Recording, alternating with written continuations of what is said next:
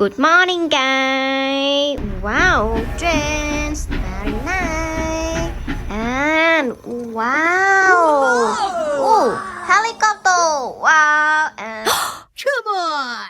okay. And wow. Rơi xuống đây rồi. And okay. Hello. Unicorn. Wow. And okay. And wow. And Hey, follow me. Talot. Wow. And wow. And farming vehicle. Wow. And budu. And okay. Hả? Wow, một chiếc xe nâng đồ lên cao này các bạn ơi. Ok. Wow. Mắc kẹt rồi. Ihi. No. Okay, baby. Okay.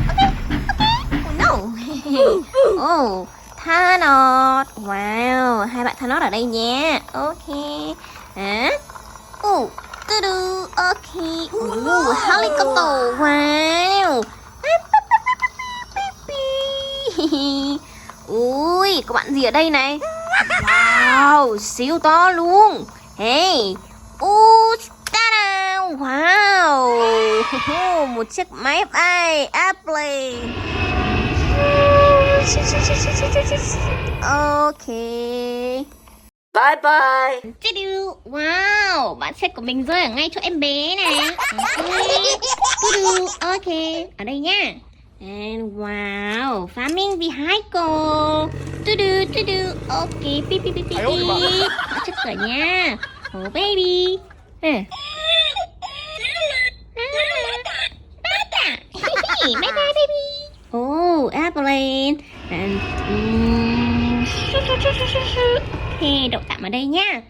Hả? Wow, có cái gì ở đây à? Wow. Một chiếc xe chở cát. 1 and 2 and 3. Wow, let's go. And okay. Stop. Wow. Hả?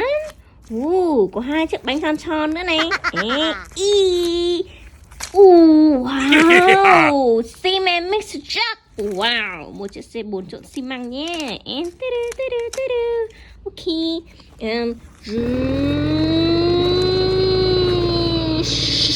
Okay, stop. Bye bye. Hey.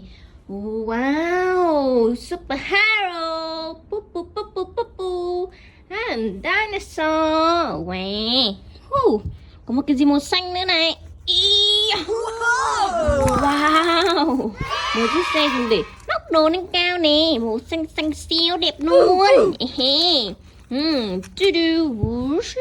Bay lên. No. Ở đây nha.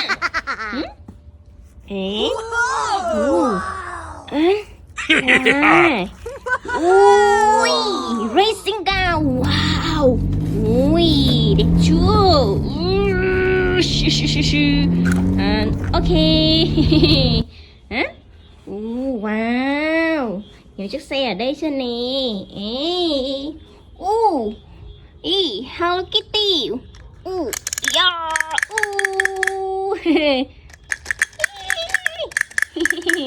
Hả?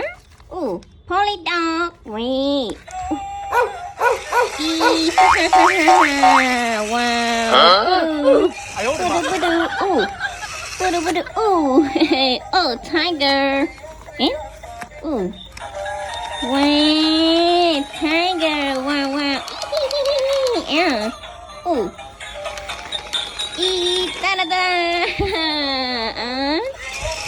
Police dog. Wow. Okay, bye bye.